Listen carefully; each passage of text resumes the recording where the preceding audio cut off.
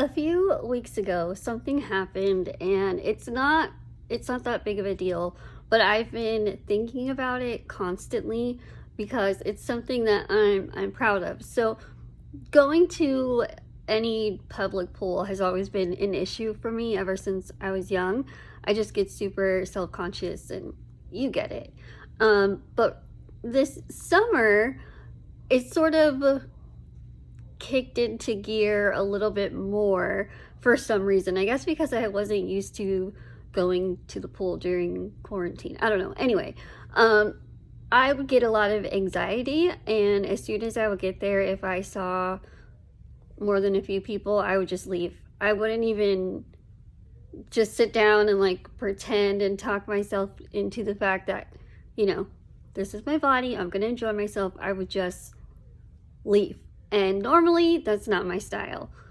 But recently, I went to the pool by myself and I had been going at certain times strategically when I knew nobody would be there. So the last few times I've been going, nobody was there. Well, the last time I went, I could hear kids laughing and I can see like other adults as I was walking to the gate to go into the pool. And immediately my body was like, leave. But I said, you know what? No, I'm gonna stay. And when I'm by myself, I get like, I don't know, it just feels more weird because then other people are like looking at me and they're like, oh, she's, I don't know. I get treated very differently when I'm alone versus when I'm with other people.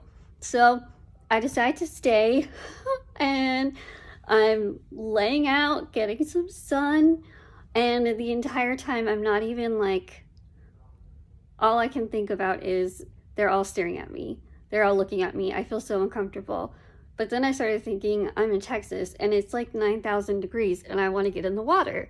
But I want to get in the water and I'd go by myself and there was people like where I wanted to go in.